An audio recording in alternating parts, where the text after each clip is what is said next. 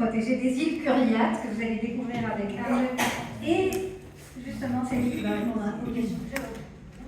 Et après, on aura la session questions-réponses. Et après, avant le déjeuner, on va prendre une photo de son. Voilà. Donc, merci à tous et à toutes. Je me présente, comme j'ai très à l'été. Je suis pas trop fier de filmer 5 minutes, faut que je... Sur l'aire marine et côté protégée. Donc, comme il a dit Yassine, ce n'est pas encore déclaré officiellement comme une aire marine protégée. Mais on fait avec, donc on fait toutes les activités de gestion, on a toutes les mesures qu'on est en train de faire pour au moins valoriser ces efforts pour avoir des aires marines protégées au futur. Donc merci Yassine pour la belle présentation qui a bien illustré les activités de conservation et ce qu'on a vraiment nécessaire comme des atouts et des activités pour valoriser et préserver la biodiversité en Méditerranée. Et il a pris aussi le sujet des aires marines protégées. Ça, c'est très important. Et peut-être parmi vous qui ont demandé pourquoi on n'a pas vraiment des aires marines protégées qui sont situées au sud. Donc juste qu'il a bien mentionné que selon les objectifs des Nations Unies, les objectifs 30-30, on doit avoir vraiment 30% des eaux et des mers sont protégées d'ici jusqu'à 2030. Donc c'est un nombre très élevé. Et nous, on est maintenant presque à 2026, on n'a que 8% de ces eaux et les territoires sont protégés, sont déclarés comme des ALP. Et on trouve vraiment 2% de la totalité de ces aires sont situées au sud de la Méditerranée. Donc vraiment, globalement, en Méditerranée, on est très loin, mais aussi pour ces objectifs, en sud de la Méditerranée, on est beaucoup plus loin. Moi, je vais prendre un peu un exemple spécifique de la sud de la Méditerranée. Donc, je vais prendre l'exemple de l'MCP Curiate.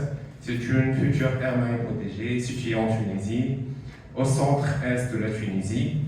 Et je vais parler des activités de gestion, pas seulement sur la biodiversité, la richesse spécifique de cette zone-là, mais je vais parler aussi des activités de conservation, des activités de gestion, et comment une réserve ou bien une aire marine protégée, comment ça peut aider, pas seulement au niveau de biodiversité, mais aussi sur les retombées économiques, sur l'intégration sociale, sur l'intégration économique. Donc ça, c'est très important pour avoir une idée globale sur l'aire marine et côtière protégée. Donc voilà, c'est notre aire marine protégée. Donc ce sont les îles Curiates. Et comme vous voyez ici, on a 3 zones. Donc on a une zone, ce qu'on appelle la zone en rouge, c'est la zone de protection renforcée. On a la zone tampon, c'est la zone en jaune. Et la zone en noir, c'est la zone d'adhésion. Et pour chaque zone, on a des degrés de conservation et des degrés de protection. Quel que soit pour la pêche, pour l'aquaculture, pour le chalutage, pour les activités touristiques, pour les activités industrielles. Donc on a différents degrés de conservation. Et pourquoi vraiment, pour le sud de la Méditerranée, on n'a pas assez de cette conservation, cette création des aires marines protégées?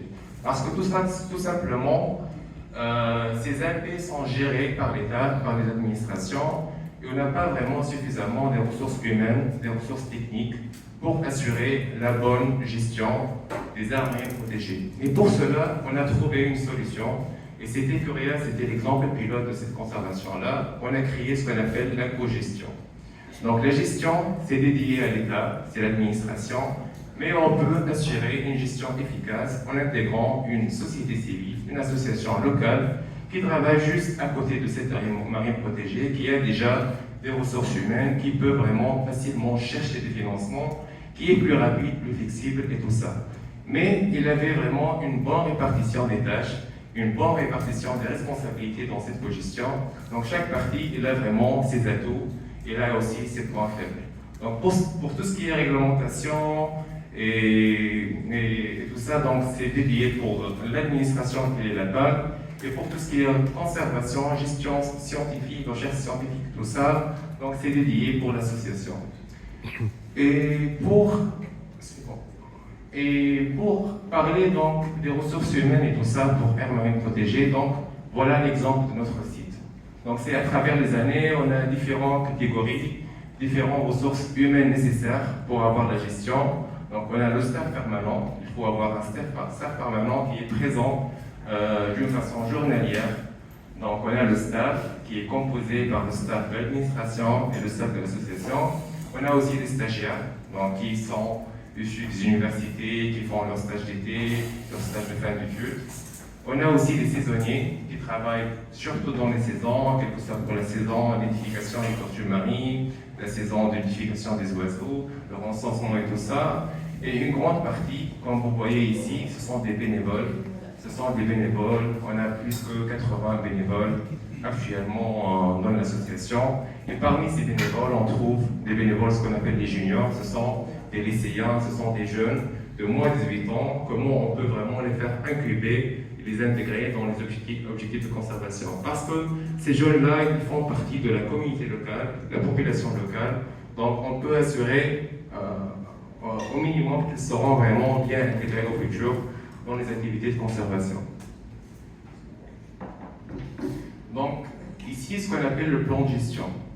Donc, vous avez posé aussi une autre question, comment on peut dire c'est une vraie gestion, c'est une vraie aire marine protégée, ou bien c'est pas vrai.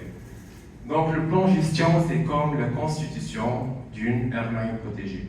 Donc, ici, dedans, on trouve des activités, on trouve des indicateurs qu'on peut avoir. On a des objectifs, on a des résultats attendus qu'on doit atteindre à la fin de l'année. Donc c'est comme si une constitution qui peut tout régler dans une aire marine protégée. Donc d'avoir ce plan de gestion-là, on peut assurer ce qu'on appelle l'effectivité d'une aire marine protégée. Donc cette aire marine protégée, elle est effective ou pas effective selon les résultats attendus qu'on va citer dans un plan de gestion. Je montre un exemple.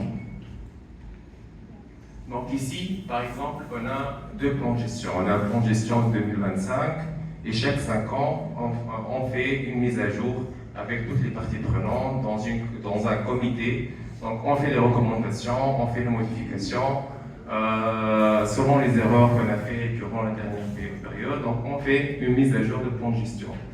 Donc par exemple, parmi les activités qu'on a déjà, on a le suivi de tortues marines, population des rats noirs, on a population des oiseaux, le suivi de l'ichthyophones et d'autres mesures de suivi. Donc, on doit atteindre toutes ces mesures-là dans les deux plans de gestion. Et on a ce qu'on appelle des grilles pour les activités non réalisées. Les activités réalisées de manière non satisfaisante ou bien incomplète, on a les activités réalisées de manière satisfaisante. C'est depuis 2015 ? Depuis 2015, oui. On a commencé le premier plan de gestion en 2015. Après, on avait une mise à jour en 2022 et on aura une autre mise à jour en 2026. C'était sur les espèces, l'écosystème, les activités de conservation, les activités économiques, touristiques. Donc vraiment, c'est très très global. Oui. Donc voilà par exemple pour le nouveau plan de gestion, on a les activités qu'on a déjà atteintes, mais par exemple il y avait des activités qu'on n'a pas fait. Par exemple pour la population du lapin de Garem, donc on n'a pas fait parce qu'on n'avait pas vraiment assez d'experts pour faire l'étude de ces espèces-là, pourtant que c'est très important parce que même le nom des îles, il est issu de ces lapins-là. Donc ça s'appelle vraiment les îles de Coniglara. Et ça veut dire que ce sont les îles de lapins. Parce qu'il avait dans l'époque, il avait les Romains qui ont ramené les lapins avec eux dans l'île comme une source de nourriture. Et du coup, donc, ça a donné le nom des îles, ça s'appelle les îles de Coniglara.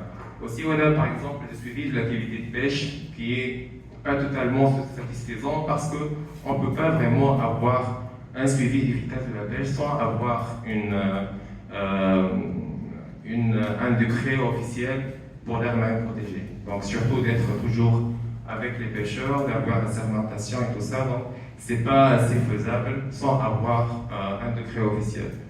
Aussi on a par exemple la qualité des eaux, on a aussi tout ce qui est défense spéciale et tout ça, donc on l'a pas fait, mais pour toutes les autres activités on a déjà bien atteint. Excusez-moi de vous interrompre. Vous avez parlé de l'absence d'un décret officiel. Ouais. Et pourtant, c'est ça, vous avez créé une joint aventure avec l'État, avec les autorités locales. Donc vous travaillez avec l'État. Donc vous travaillez avec l'État, n'est-ce pas? Oui. Oui. Pourquoi vous attendez un décret officiel? Et de qui, justement? Bon, c'est vrai qu'on travaille avec l'État dans la conservation, mais seulement c'est une convention entre une association et l'État et un autre bailleur de fonds étranger basé à Monaco. Mais il faut avoir vraiment un décret officiel pour donner valeur à cette aire marine protégée et pour, par exemple, pour le suivi de la pêche. Parce que parmi les activités les plus importantes dans les aires marines protégées, c'est l'activité de pêche. Donc, c'était créé vraiment pour ça. On a créé les aires marines protégées pour vraiment préserver le stock halieutique, pour le faire conserver. Ce sont des zones destinées pour être des nurseries de poissons. Donc, sans avoir un contrôle de pêche dans une aire marine protégée, c'est pas vraiment efficace. Et pour nous, en tant qu'ONG, on n'est pas assermenté. Donc, on ne peut pas vraiment aller de faire des patrouilles, de faire des contrôles dans la mer. Donc, sans avoir un décret, ce n'est pas vraiment assez efficace pour une aire marine protégée. Donc, c'est une obligation. Et même pour passer à d'autres, ce qu'on appelle des statuts de conservation, tels que la liste verte de l'UICN, les zones de OCM, les zones de non-restriction. Donc, il faut avoir au moins, même le SPAMI qui a parlé ici, donc parmi les Nations Unies, parmi les obligations, d'avoir au moins un décret ou bien un document juridique pour aller plus loin dans une zone de conservation. الدكتور juridique, est-ce que احنا عندنا مشروع قوانين نستناو فيها على المانيبيولاسيون والا ما ثماش قوانين منظمه؟ هذه حاجه، وثاني حاجه اسكو نحكيو على نفس الار مارين بروتيجي كيف قرقنا فيها ديزابيتون والا ما فيهاش ديزابيتون؟ Non, ce sont des îles non habitées. Ce sont des îles non habitées. Pour Curiel, c'était la première, parce que c'était le premier exemple, c'était l'exemple pilote qu'on a commencé. Et après, la Via la Galide, Zembla et Zembeta, Raten et aussi Djelba prochainement. Exactement. Il y a un projet de loi, mais c'est depuis 2018. Donc ça fait 8 ans exactement qu'on travaille en cours. On ne sait pas vraiment le blocage, il est où exactement, mais en espérant bien qu'il y aura vraiment la création officielle des aires marines protégées en Tunisie très prochainement. Suivant. Donc, Vous parlez de polyasphère ou de polyasphère? les deux sont protégés. Les deux sont protégés. فما واحدة تبع الجيش. فما واحدة c'est une base militaire. وفما واحدة c'est accessible à tout le monde et c'est créé comme un site touristique. Donc c'est touristique, c'est pour le tourisme écologique. Donc je vais citer après quelques exemples et comment aussi une réserve ça peut vraiment contribuer à un impact économique pour des opérateurs touristiques, tourisme écologique, tout ça. Donc, pour avoir une gestion efficace, il faut avoir du matériel, comme j'ai dit, ressources humaines, mais aussi, il faut avoir du matériel. Donc, pour nous, ça, c'est la petite île Curiat. Donc, c'est une zone. On avait 3 cabanes, une cabane de gestion, une cabane de sensibilisation pour l'accueil des visiteurs, pour les faire sensibiliser, et pour au moins que chaque visiteur, lorsqu'il arrive à l'île, il peut avoir une idée sur l'état de l'île, qu'est-ce qu'il doit faire, qu'est-ce qu'il ne doit pas faire. Donc ça, c'est très important. Et une cabane pour la gestion de l'équipement, parce qu'on avait aussi un matériel pour l'ornitho, une lampe-vue, des jumelles, des caméras de trappe pour le suivi des espèces, des bateaux pour le transport. Donc tout ça, c'est indispensable pour faire la gestion de la zone. Aussi, ça demande aussi un matériel de plongée parce que toutes les activités sont déroulées dans la mer.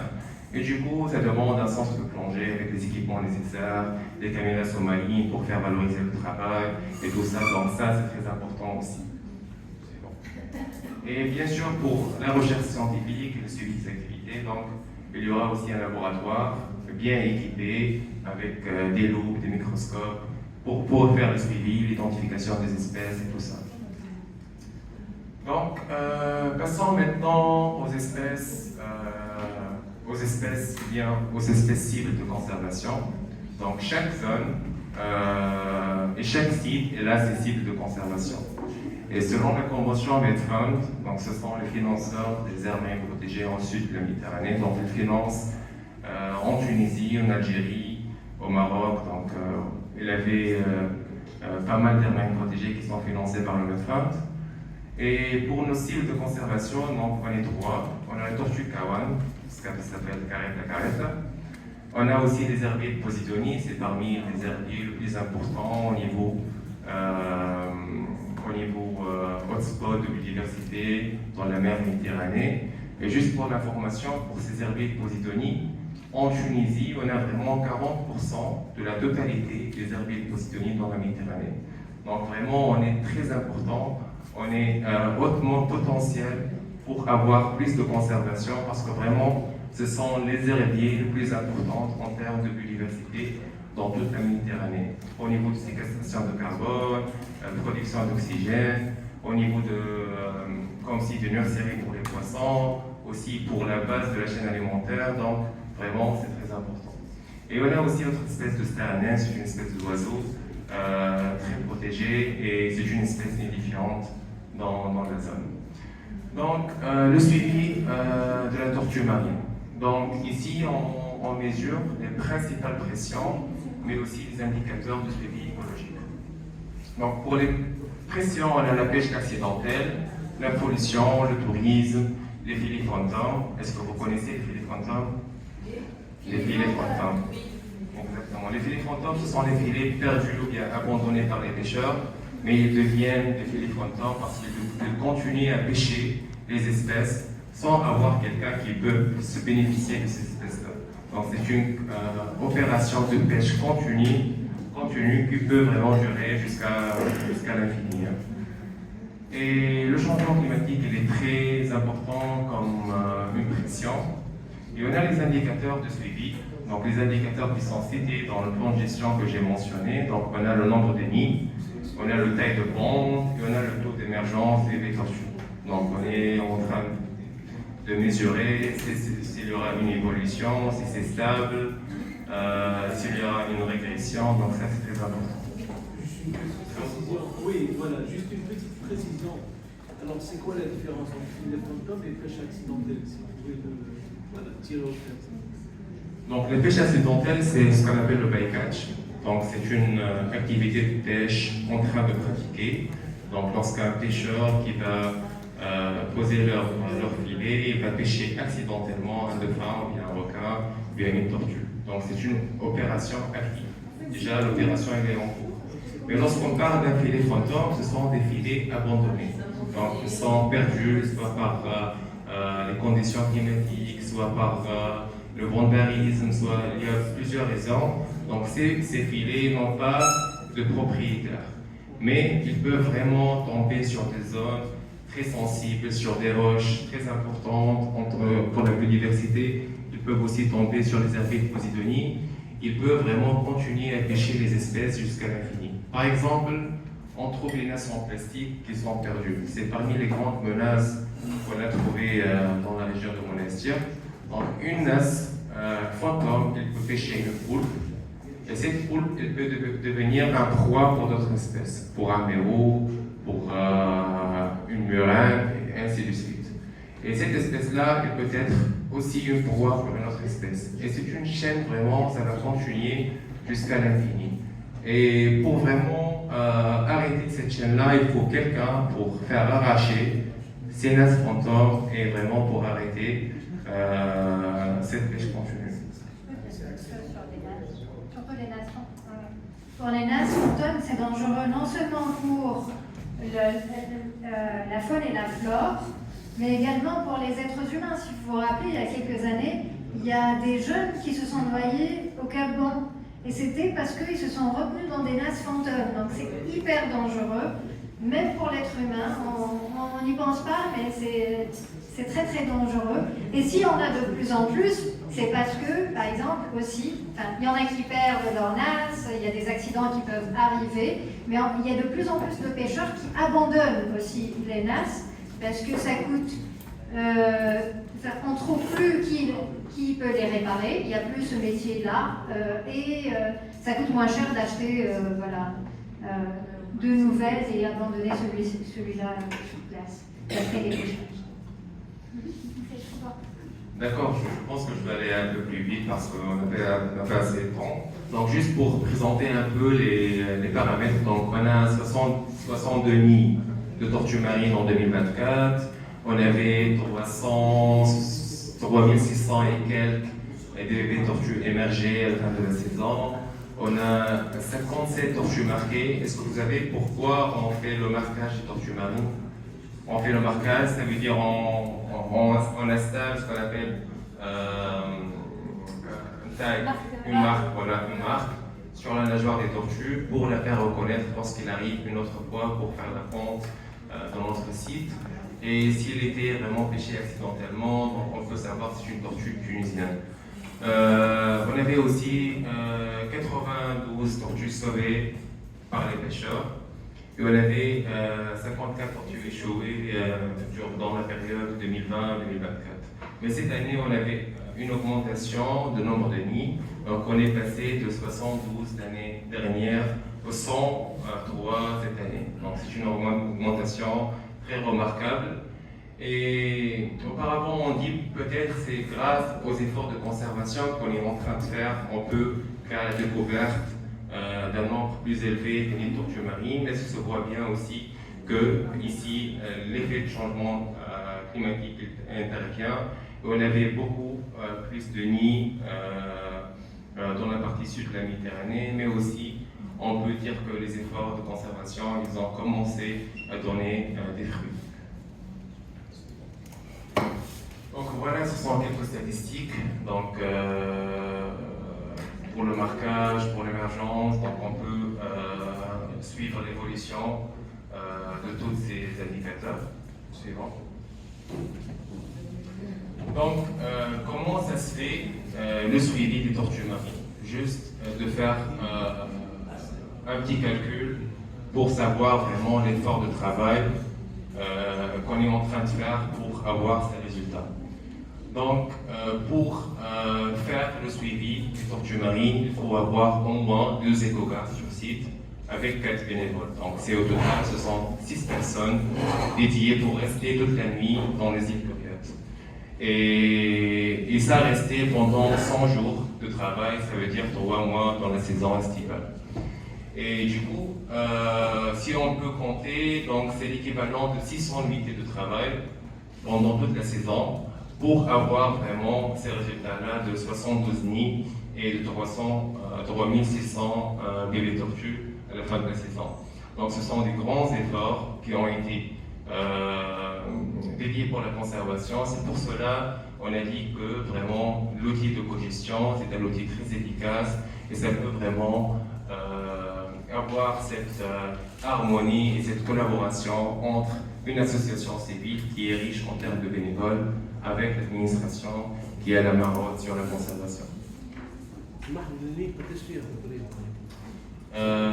Donc pour un nid de tortue marine, c'est en moyenne on peut dire 100 œufs. Et pour l'éclosion, donc ça dépend. On a parfois 80%, 90%, donc ça dépend de l'expérience de la tortue, de son âge, de la zone aussi, donc c'est très variable. Donc passons aux arrivées de Posidonie. Donc pour l'arrivée de Posidonie, on a les principaux pressions aussi, ce sont la pêche illégale, le mouillage, le tourisme, l'aquaculture aussi, les espèces invasives, ce sont des espèces qui peuvent entrer en compétition avec les arrivées de Posidonie. Et pour les indicateurs, donc on est en train de compter la densité, le recouvrement, les déchaussements, pour savoir vraiment l'état vital des araignées, mais aussi l'effet de l'érosion sur les arrivées de Posidonie. Suivant.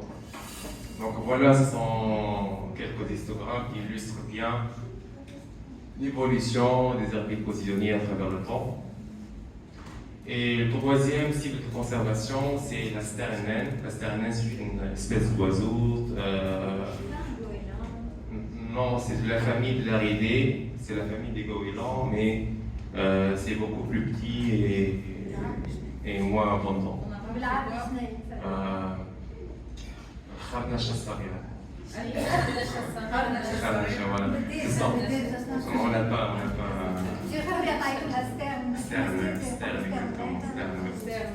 stable. Donc, on avait aussi d'autres espèces qui font leur nidification sur les îles Périades. On a le Great Garnet, on a le goéland leucophée, je pense que c'est le plus reconnu, Naurus, le goéland leucophée. On a aussi les canards colverts, on a les fauvettes, on a la dorme de Mélan, ce sont des espèces d'oies. Donc, on a pas mal d'espèces qui font leur nidification sur le site et ça peut montrer que c'est un site très important pour la biodiversité et pour la nidification des oiseaux. Suivant. Il y a si, mais il n'y a pas une nidification. Donc, ce sont les espèces que j'ai montrées, ce sont des espèces nicheuses, mais il y a aussi d'autres espèces de passage, comme les flamants roses, comme les grands cormorans, comme les hérons cendrés, les hérons grises. Donc il y avait pas mal d'espèces qui font l'hivernage, mais pour nous on travaille principalement sur la nidification des oiseaux. La gestion des risques aussi c'est très important, donc il faut vraiment avoir des préventions des risques. Donc parfois on trouve des nids qui sont inondés. Et du coup, on fait les déplacements qu'ils risquent de ne pas vraiment réussir à la fin de la saison. Donc, on a créé ce qu'on appelle une pépinière pour les nids. Comme vous voyez ici, ce sont les uns derrière les autres. Et c'est très efficace pour assurer, pour avoir mieux de succès ou bien pour les tortues marines. On a aussi une technique de millefeuille qu'on a fait pour lutter contre l'érosion et pour maintenir les banquettes de posidonie. On a fait le récif artificiel pour le repeuplement des poissons. On a fait le mouillage écologique pour protéger la posidonie, de l'ancrage et de mouillage et tout ça. Donc ce sont des actions essentielles pour réduire les risques environnementaux dans la zone et assurer une coexistence entre l'homme et la nature. Le mouillage écologique, je crois que ça n'existe qu'à Curiat. On en a à Curiat, oui. Ça existe à Ibiza, dans d'autres pays du monde entier, mais c'est uniquement à Curiat que ça existe. Donc on avait autre suivi scientifique qui est déjà en cours, qui sont situés aussi dans le plan de gestion.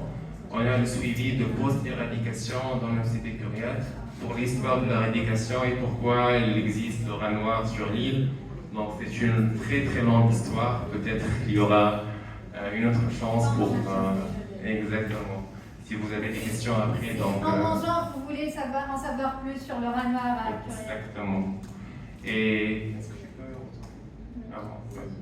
On avait aussi les espèces non indigènes ou bien invisibles que Yacine a déjà présenté. On a le suivi de l'activité de pêche qui est très important. Suivant. On a le suivi de l'ichthyofaune et on doit savoir le stock halieutique qui déjà existe sur l'île pour savoir s'il est en train d'augmentation ou bien de régression. Ichthyofaune.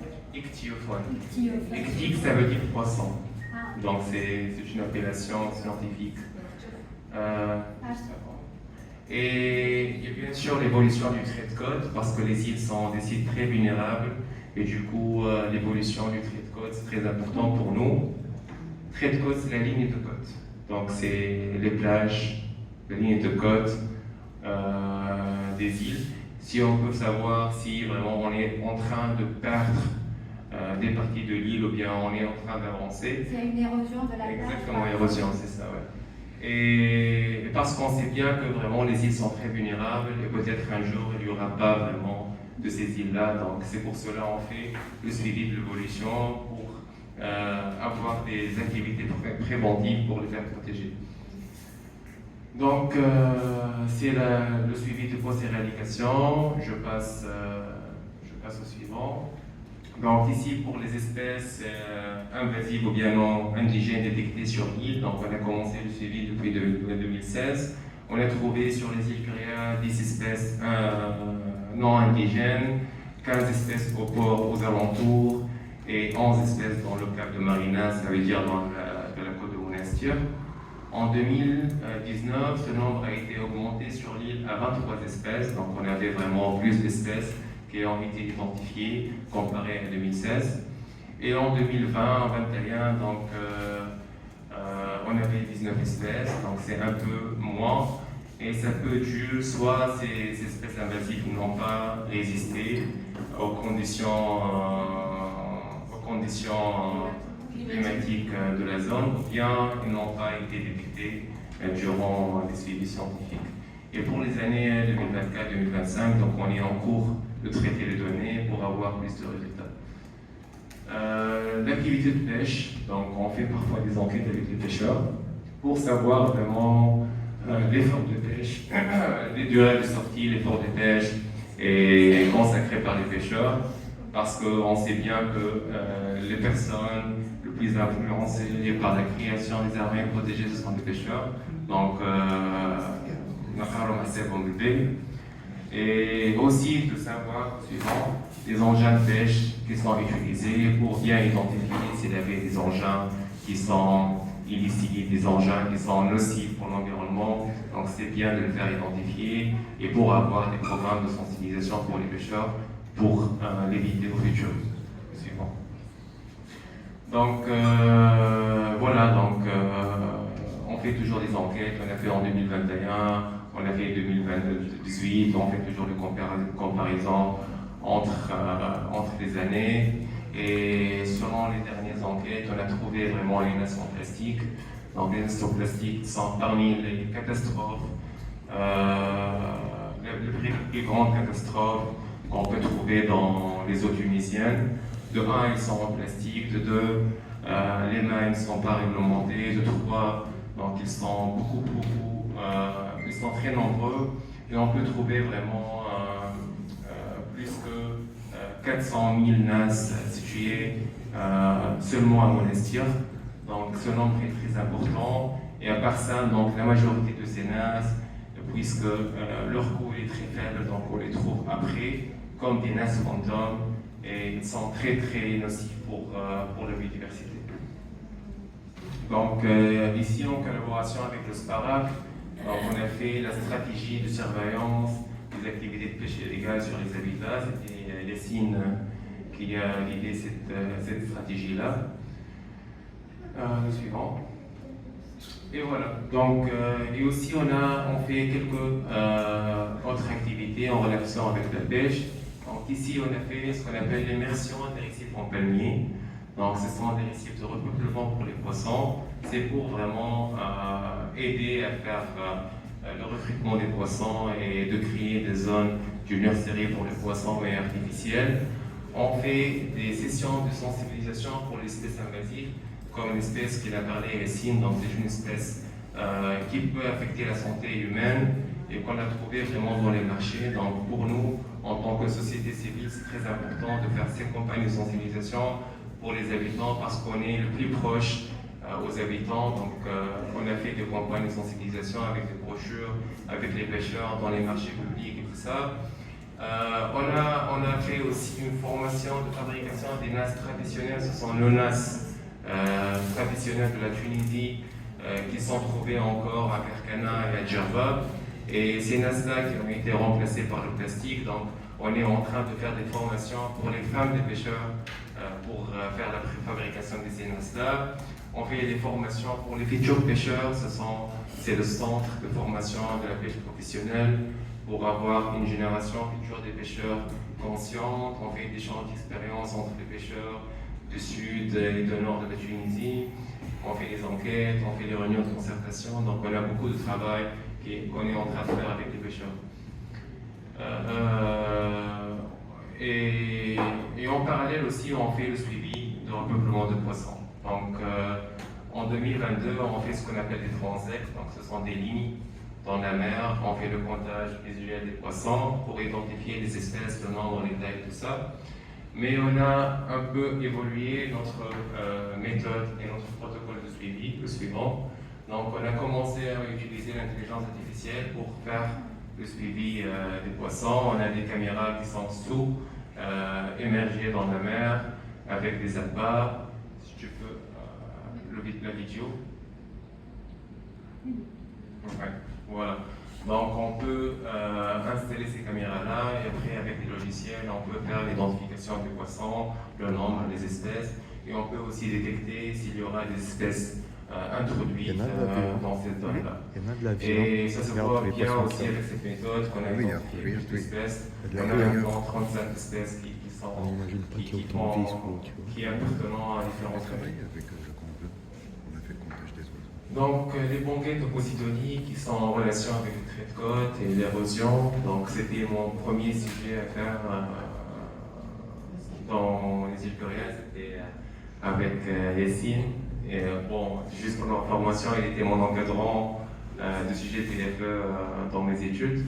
Et du coup, c'est le sujet que j'ai commencé par ça. Donc, vu que c'est très important, ces banquettes-là, en termes de conservation, de protection, contre l'érosion, de stockage de sédiments et tout ça, mais malheureusement, on trouve que vraiment pour des raisons touristiques et de raisons esthétiques, ils sont en train de le faire éliminer, enlever, surtout pendant la période estivale. Et pour cela, on est en train de perdre beaucoup de quantité en termes d'éclage, mais aussi on est en train de dépenser beaucoup d'argent pour faire des projets d'ensablement, des plages et tout ça, mais vraiment avec des techniques 100% naturelles, on peut tout éviter. Ce sont juste quelques cartographies et statistiques de ça. Next. Donc, aussi la recherche scientifique et l'encadrement scientifique, ça c'est très important pour une aire marine protégée. Ça peut être vraiment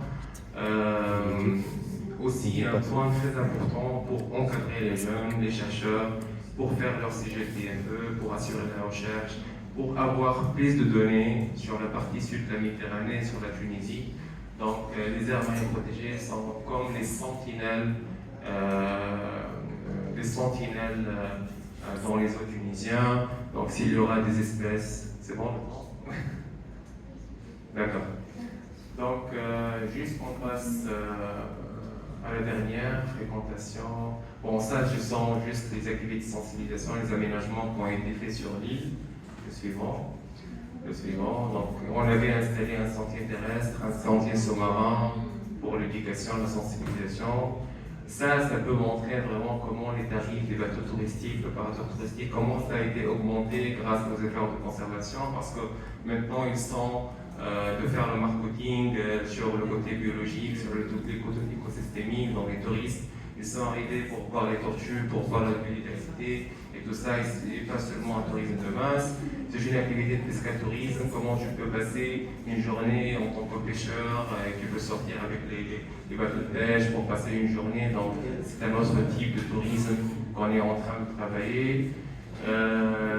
Ce sont les sensibilisations, on fait beaucoup d'efforts de sensibilisation. On est en train de sensibiliser de 7 000, 6 000, 4 000 personnes par an. Le suivant. Donc, le suivant. Et voilà, ça c'est très important pour vous. On organise aussi un campement pour les médias. Donc, c'est pour promouvoir les activités de gestion et de conservation dans les aires marines protégées. Donc, on fait appel à des journalistes, tout ce qui est impression, audio et ou visuel. On vient en 2026, hein, je te confirme. L'Africa 21, ça peut être sur les îles Coréennes pour la prochaine session. Donc, on fait aussi appel à des influenceurs, des acteurs pour vraiment encourager les jeunes envers les activités de conservation. Donc, il y a parmi eux, je pense, des acteurs que vous le connaissez. Il y a aussi des journaux, des radios qui ont été aussi présents. L'éducation environnementale pour les jeunes, donc plus que 40 établissements scolaires ont été vraiment encadrés et on a fait l'éducation dans les écoles, soit élargir à notre centre, soit on peut aller aux écoles pour faire la sensibilisation et l'éducation. Et voilà, donc on a fait 10 classes écologiques sur toute la baie de Monastir, mais c'était vraiment très stratégique parce qu'on a visé les écoles où se trouvent les enfants de pêcheurs, et comme ça on peut avoir vraiment, parce qu'on sait bien que les enfants de pêcheurs sont généralement les futurs pêcheurs, donc de le faire sensibiliser, on peut avoir prochainement des pêcheurs conservateurs et responsables. Voilà, on fait un campement pour les enfants de pêcheurs aussi. travaille beaucoup sur la communication médiatique, donc quel que soit dans les radios, télévision, presse, réseaux sociaux. Donc c'est un outil très important pour faire valoriser. Ça va augmenter, hein, 2025, ça va augmenter. Ouais. Et le renforcement de capacité aussi pour avoir une équipe assez compétente et toujours être à jour avec les tendances climatiques, avec les outils, les logiciels. Donc ça c'est très important. Le suivant. Et ça c'est très important au niveau de gouvernance. Et chaque année on a un comité, ce qu'on appelle le comité local d'appui à la gestion. Donc, qui regroupe toutes les parties prenantes, on prend des décisions ensemble, on présente les activités ensemble et tout ça. Donc, on le fait une fois chaque année.